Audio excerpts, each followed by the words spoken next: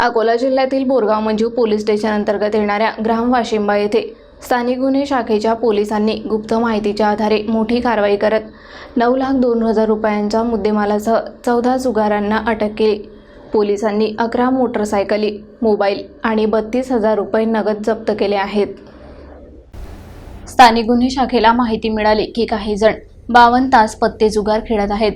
या माहितीच्या आधारे पोलिसांनी धाड टाकली आणि 14 आरोपींना रंगेहात पकडले। आरोपींवर महाराष्ट्र जुगार अधिनियमाच्या कलम 4 आणि 5 अंतर्गत गुन्हे दाखल करण्यात आले आहे।